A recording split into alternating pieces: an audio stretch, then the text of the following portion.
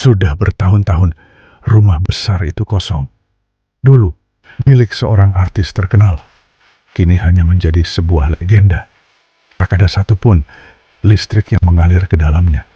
Namun pada malam tertentu, lampu di lantai 2 selalu menyala. Warga berbisik, ada yang diam-diam masuk untuk melakukan ritual tengah malam. Bisakah kau membongkar misteri di balik rumah kosong itu? Malam itu, kami nekat datang untuk membuktikan apakah cerita itu hanya mitos. Halaman dipenuhi rumput tinggi. Udara terasa dingin dan berat.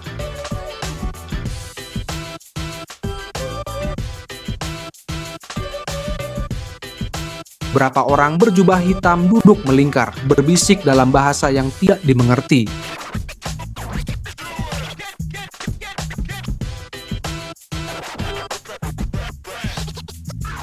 Pergi.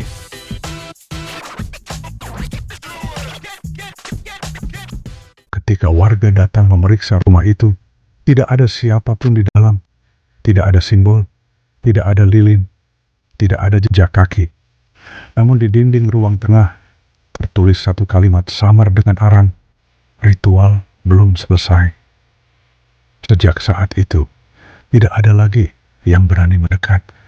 Dan setiap malam tanpa bulan, cahaya di lantai 2 selalu kembali menyala. Setelah kejadian malam itu, aku tidak bisa tidur selama berhari-hari. Setiap kali aku memejamkan mata, aku mendengar kembali suara itu. Pergi. Namun ada sesuatu yang lebih mengganggu. Aku merasa suara itu bukan ancaman, melainkan peringatan. 3 malam berturut-turut aku bermimpi pada rumah itu. Dengan bayangan tinggi yang selalu diam menatapku. Gerbangnya selalu terbuka. Lampu lantai 2 selalu menyala. Dan dia selalu ada di sana. Malam keempat, segalanya berubah. Dia belum pergi. Aku tidak pernah memberitahu siapapun tentang mimpiku. Tapi, bagaimana dia bisa tahu? Rasa penasaran mengalahkan rasa takut. Kali ini aku datang sendirian. Rumah itu tampak biasa saja. Tapi saat aku melangkah masuk, udara langsung terasa dingin. Sangat dingin.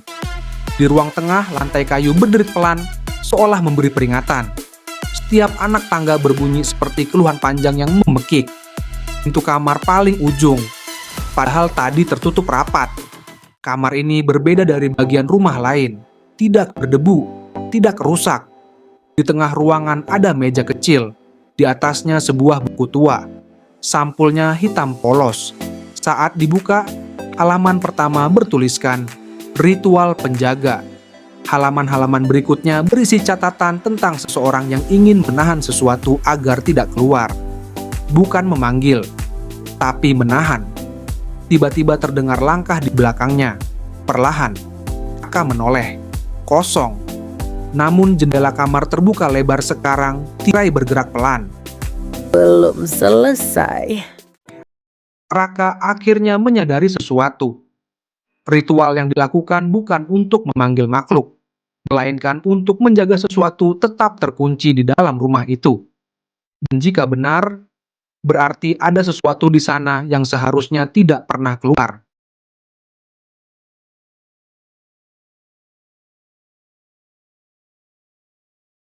Sekarang kau tahu.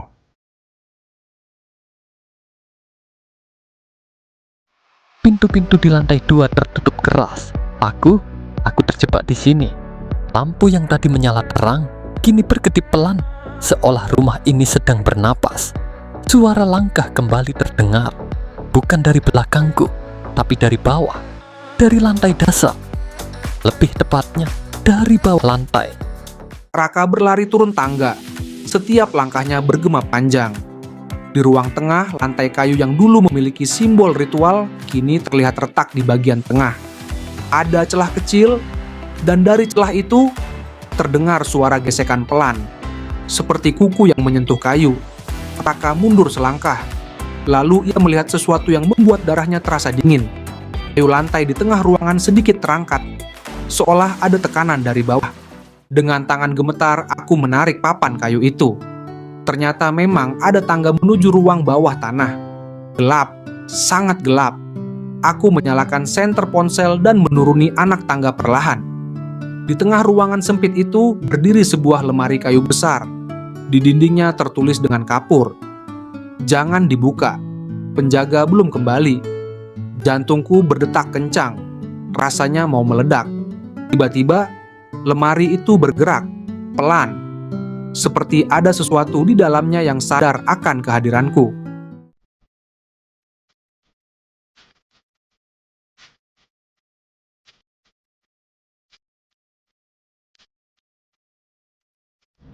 Waktunya selesai.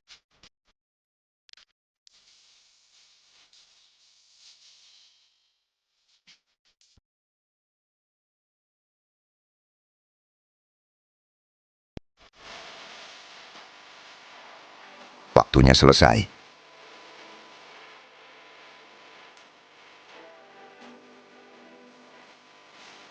Setelah kejadian malam itu, Raka berubah. Ia tidak lagi menceritakan apa yang ia lihat. Tidak lagi mendekati rumah itu, bahkan ia berhenti membahasnya sama sekali. Namun setiap malam tepat pukul 3 Nunan Toto 3, ia selalu terbangun. Belum selesai. Malam tanpa bulan berikutnya, Raka berjalan sendiri menuju rumah itu. Tidak ada yang menyuruhnya, tidak ada yang memaksanya. Gerbang terbuka sendiri. Rumah itu kini tidak tampak menyeramkan, hanya sunyi, menunggu. Ia masuk ke ruang tengah. Lantai kayu kembali memunculkan simbol samar. Dan untuk pertama kalinya, Raka tidak merasa takut. Ia merasa mengenal tempat itu. Seminggu kemudian, sesuatu yang aneh terjadi. Di telapak tangan kanan saya muncul garis hitam tipis. Awalnya seperti goresan kecil. Namun setiap hari, garis itu semakin jelas membentuk simbol yang sama seperti yang pernah saya lihat di lantai rumah itu. Aku mencoba menghapusnya, tidak bisa.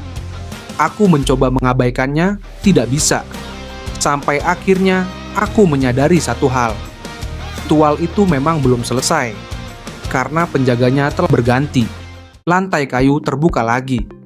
Tangga menuju bawah tanah muncul kembali.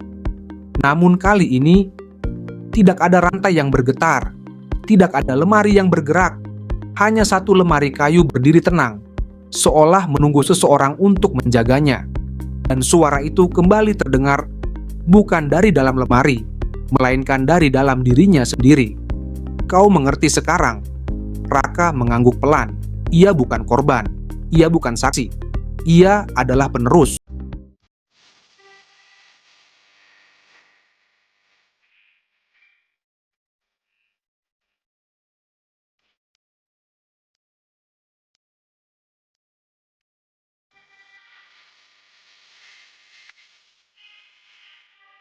Kau mengerti sekarang?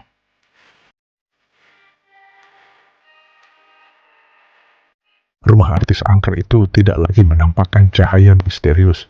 Tidak ada lagi suara. Tidak ada lagi ritual berjubah hitam. Rumah itu tetap berdiri, sepi, ditelan waktu. Namun sesekali, jika seseorang berdiri terlalu lama di depan gerbangnya, akan terasa seperti ada seseorang yang mengawasi, bukan untuk menakut-nakuti, tapi memastikan bahwa sesuatu yang terkunci di dalamnya tidak pernah keluar.